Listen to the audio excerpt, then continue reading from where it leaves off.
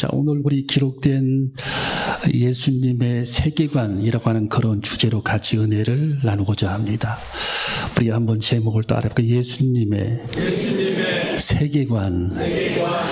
우리가 이 땅에 살아가는 사람들을 보면은 인생을 본성으로 살아가는 사람들이 있어요. 본성. 그리고 사탄의 뜻대로 인생을 살아가는 사람들이 있고 성령에 이끌려 인생을 살아가는 사람들이 있습니다. 자, 본성대로 인생을 살아가는 사람들은 그냥 본성대로 살다가 그냥 지옥에 가는 거예요. 본성대로. 짐승처럼 인생을 살다가 그냥 지옥에 가는 거고, 마귀에게 붙들려 살아가는 사람들도 당연히 그들의 나라에 들어가게 되는 거죠. 그들의 나라. 그들이 통치하는 나라. 근데 성령에 이끌려 인생을 살아가는 사람들은 성령으로 살았기 때문에, 하나님의 세계관으로 인생을 살았기 때문에 주님의 나라에 들어가게 되는 것입니다. 천국에. 여러분, 제가 종종 자동차를 이렇게 수리하러 가보면 기아 자동차가 고장이 나잖아요. 예를 들어서. 그러면은 기아 자동차를 가지 않고 일반 카센터를 가니까 못 고치는 게 많아요. 왜? 이 기아 자동차를 만든 곳은 기아라고 하는 그런 회사잖아요. 거기서 그 자동차를 만들었기 때문에 자동차를 잘하는 겁니다. 그 기아 자동차에 관해서는. 그래서 엔진이 뭐니 그냥 기아 센터에 가면 다 고쳐버립니다. 일반 카센터에 가니까 못 고치는 게 많아요. 못하겠다고. 여러분, 시계도 만든 사람들은 잘하는 겁니다. 요즘에 스위스시계 유명하잖아요. 이 만든 사람들은 그걸 잘고 다 고치는 겁니다. 비행기도 마찬가지입니다. 여러분, 이 세상을 살아가는 사람들이 어떤 세계관을 가지고 인생을 살아가느냐에 따라서 그의 인생이 판이하게 달라지고 그가 걷는 길 목적지가 다르다라고 하는 사실을 우리는 분명히 깨달아야 합니다.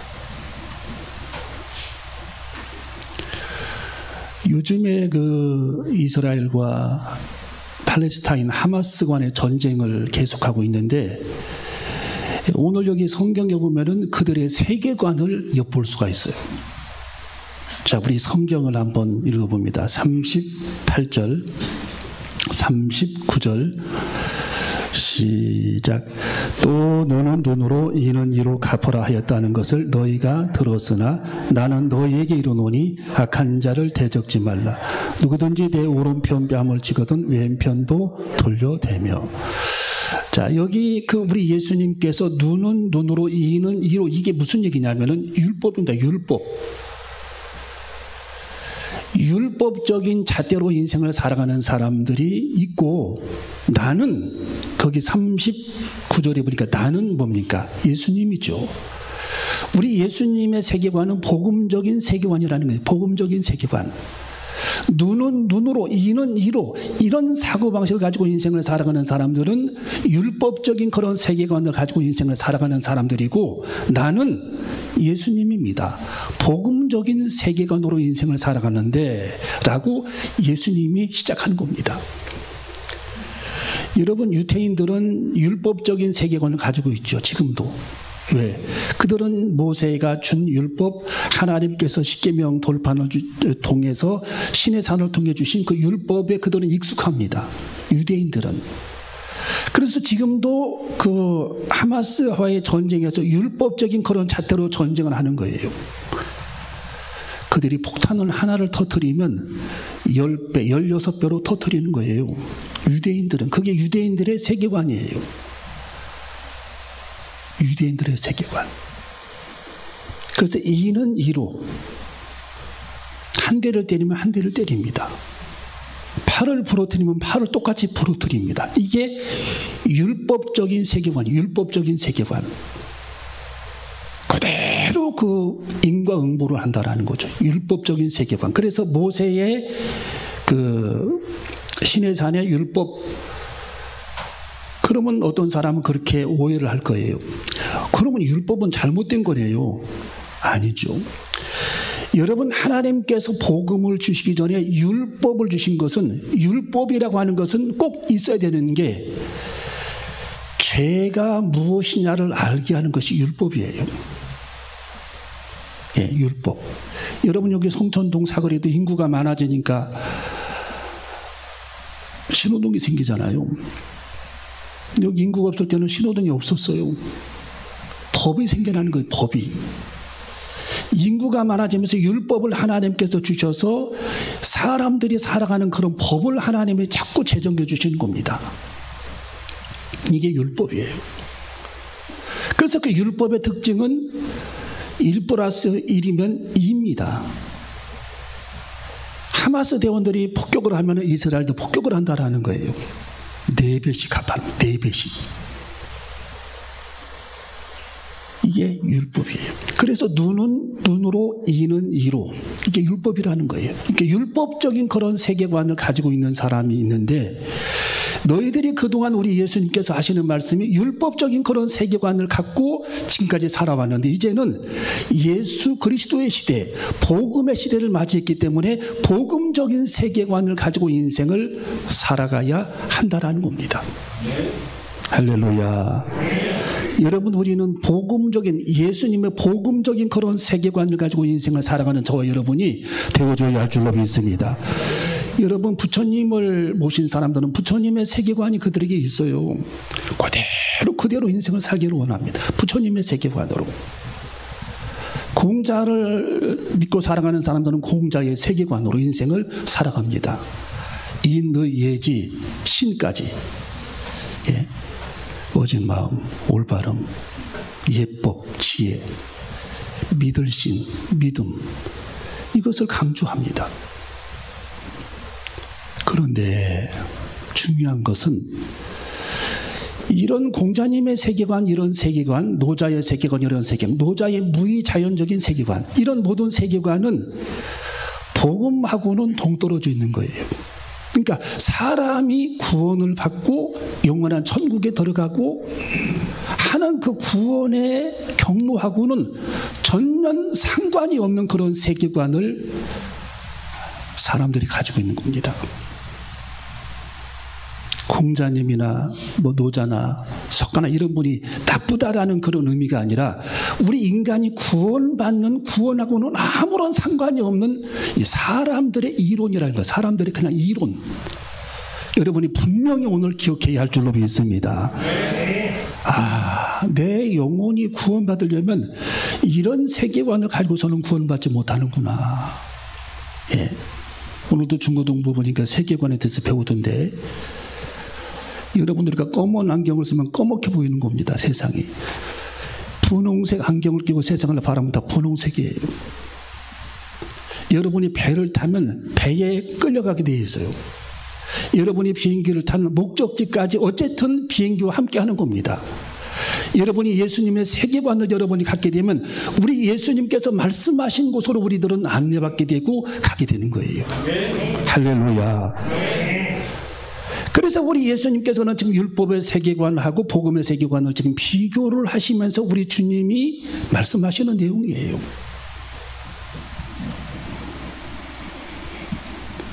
여러분, 복음적인 우리 예수님의 세계관은 십자가의 사랑의 세계관입니다.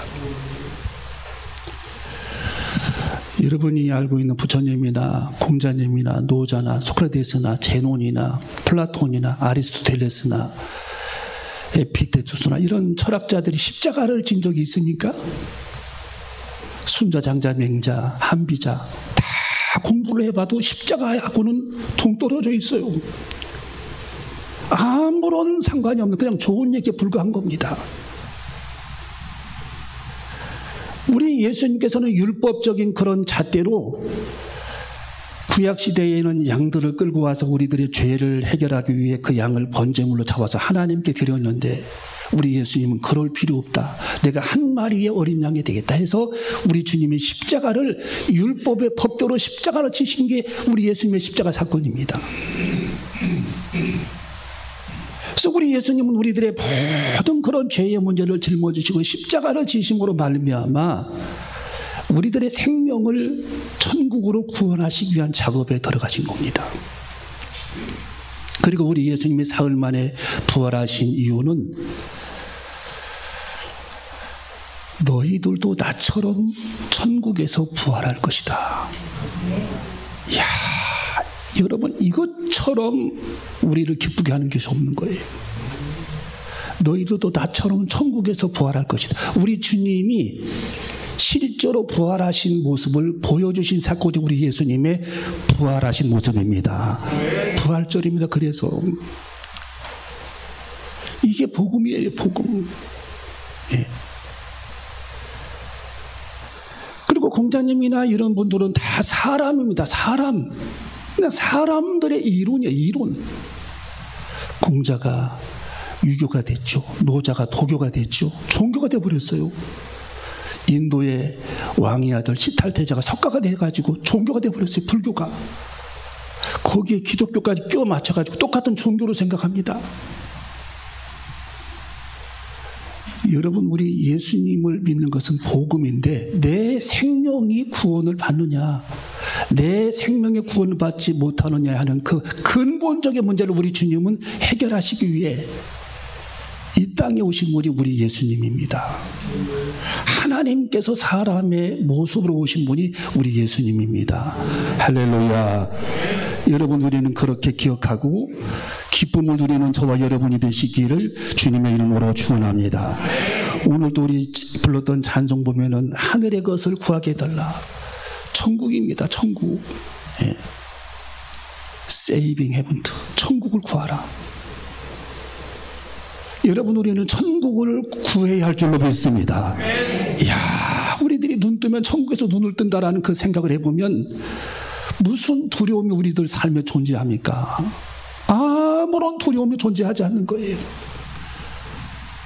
하루하루 살아가는 것이 기쁘고 하루하루 살아가는 것이 행복하고 하나님께서 주시는 놀라운 그런 평강이 우리 마음을 지배하게 되는 것입니다. 왜?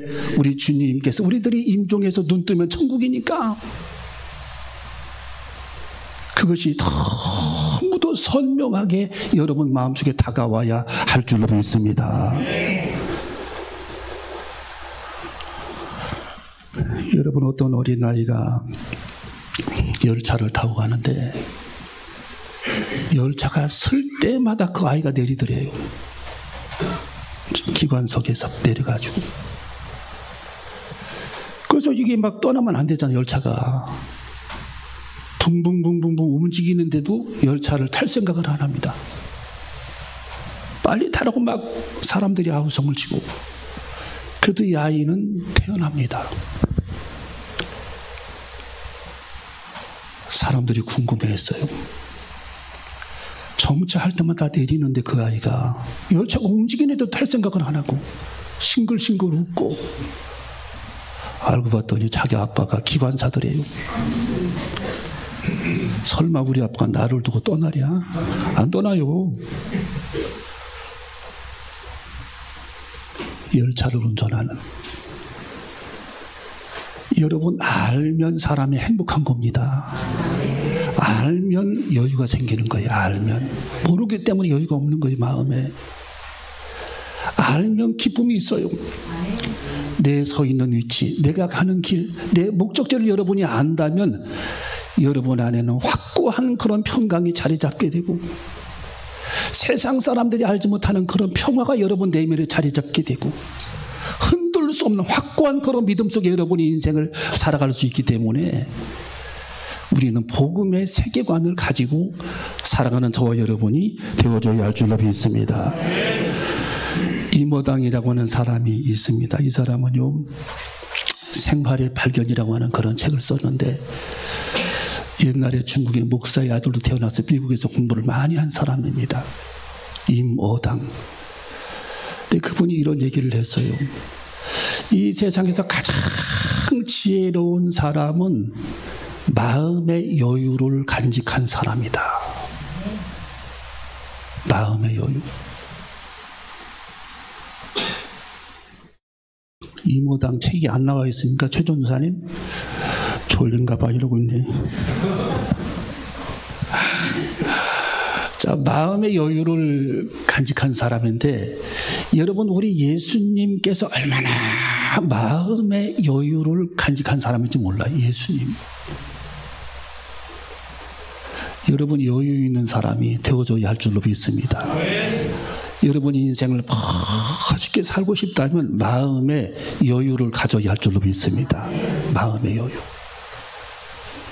자, 왜 이런 얘기를 했느냐? 우리 예수님의 복음적인 그런 세계관은 여유의 여유, 너그러움과 여유. 예수님의 복음적인 세계관은 너그러움과 여유인데 우리 예수님께서는 굉장히 마음이 여유로우신 분이에요. 심지어는 우리 예수님이 십자가를 눈앞에 두고 걸어가실 때에도 십자가 내일 모레 십자가를 지셔야 돼요. 예수님이. 그것 때문에 기도하셨잖아요. 성경에. 그런데도 우리 예수님은 십자가를 지시며 가는 길에도 찬송을 불렀어요. 찬송. 예수님. 그렇게 마음의 여유가 있으신 분이에요. 여러분 찬송을 부르면서 인생을 걸어가시기를 바랍니다.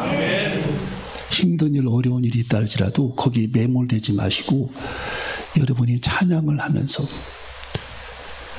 주님께 걸어가는 저 여러분이 되어줘야 할 줄로 믿습니다. 여러분 성경에 다윗이라고 하는 사람이 얼마나 마음에 여유가 있었습니까?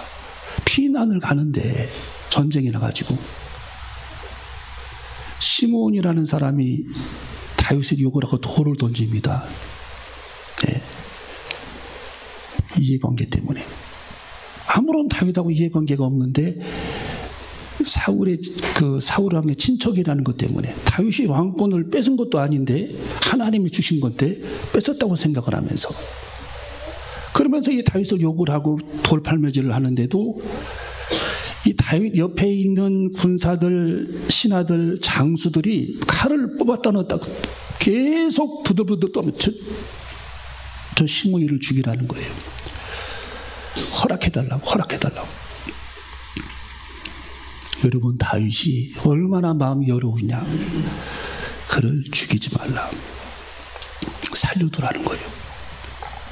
아무런 해를 가하지 말라는 겁니다. 그리고 자기가 길을 가면서 머리를 풀고 하나님 앞에 기도하며 언덕을 넘어갑니다. 여러분 우리는 마음의 여유를 가져야 할 줄로 믿습니다. 여러분이 어려운 일, 고난을 당합니까? 힘든 일이 있습니까? 야복강에서 하나님 앞에 기도했던 야곱처럼 우리는 마음의 여유를 가지고 하나님 앞에 기도하는 저와 여러분이 되어줘야 할 줄로 믿습니다. 오늘 예수님께서 누가 너희로 하여금 오리를 걷게 하면 신유를 가져라. 이건 마음의 여유입니다. 너그러움, 그리고 공감 능력, 그리고 배려하는 마음. 신유를 가져라. 너에게 구하면 꾸고자 하면 주어라. 속옷을 달라고 하면 겉옷까지 주어라. 그 마음의 여유로움. 여러분 우리는 마음의 여유를 가져야 할 줄로 믿습니다. 우리가 하나님 앞에 영적인 의미로 기도의 여백을 여러분이 갖지 아니하면 기도의 사람이 되지를 못해요. 왜? 바빠서 기도 못합니다. 달력에 보면 막 일정이 빽빽하잖아요. 우리들 수첩에 보면. 내가 하나님 앞에 기도의 여백을 갖지 아니하면, 마음의 여유와 여백을 갖지 아니하면 하나님 앞에 기도 한마디 하지 못하고 인생을 그냥 보내게 되는 겁니다. 기도의 여백을 우리는 가져야 할 줄로 믿습니다.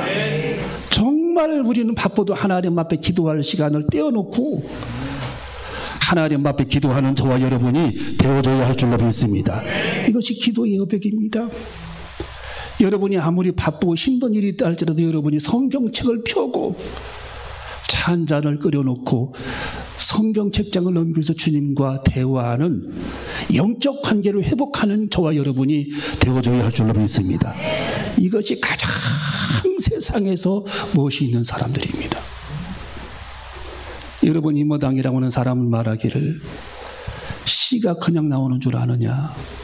시는 마음의 여백을 가지고 있는 사람들이 시를 쓴다. 작곡이 그냥 되냐? 하나님에게 영감을 받고 마음의 여유와 여백을 가진 사람들이 작곡을 할 수 있게 되고, 하나님과의 믿음의 생활, 영적 관계를 회복하는 그런 순간순간이 하나님 앞에 기도의 여백, 말씀의 그런 여백, 주님을 생각하는 그런 여백의 시간을 통해서 우리는 주님을 만나게 된다라는 거예요. 그래서 하나님의 사람들이 되어가는 겁니다. 여러분, 우리 예수님께서는 마음이 얼마나 여유로우신 분이시냐. 십자가 위에서조차도 양손에 대못, 양발에 대못, 가시관, 피가 막 흘러내리는 그런 순간에서도 우리 예수님은 십자가 위에서조차도 우리 예수님은 요한을 부릅니다. 요한아, 예, 네 옆에 계신 분이 네 어머니다. 네 어머니 마리아. 예수님을 낳아준 마리아, 육신의 어머니 마리아. 그 마리아를 부탁하는 장면을 보세요. 우리 예수님께서 마음이 얼마나 따뜻하고 배려심이 많고 여유로우신 분인가. 너의 어머니다. 네가 무엇이라는 거예요? 내가 십자가를 지고 가니까. 네가 무엇이라는 거예요? 그래서 그 말씀 듣고 요한이 예수님의 육신의 어머니 마리아를 죽기까지 모십니다. 자기 어머니처럼.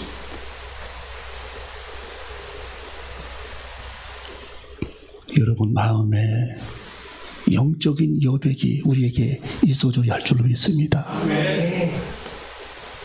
하늘을 볼 수 있는 그런 여유. 여러분이 성경을 보고 우리 예수님의 얼굴을 바라볼 수 있는 그런 마음의 여백.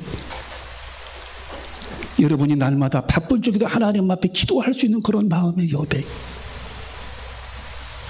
그 여유를 여러분이 준비하면서 주님과 더욱 가까이 지내고 살아가는 저와 여러분이 되시기를 주님의 이름으로 축원합니다. 오늘 마지막으로 본문 성경을 읽어봅니다. 40절에서부터 42절까지. 자, 40절에서 42절 우리 다 같이 읽습니다. 시작.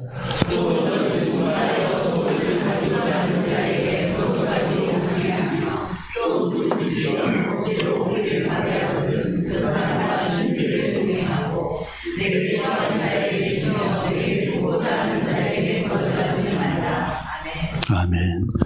여러분은 주님은 지금도 여러분의 손을 붙잡고 계십니다. 능력의 손으로 여러분의 손을 지금도 붙잡고 계십니다. 인도의 성자 선다싱은 하는 말이 내 손바닥보다 더 가까이 계신 분이 주님이시다.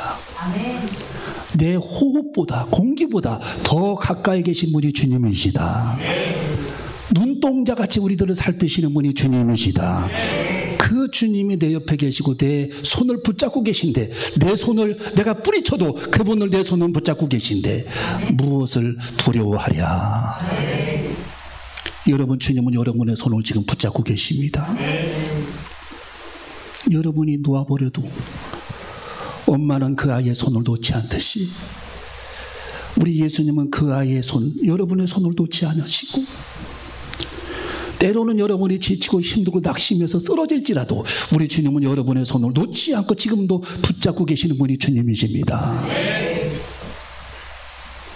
제가 신문에 보니까 오형경, 옛날에 뭐 미스 코리아인가 뭐 했던, 그리고 뭐 연예인 했던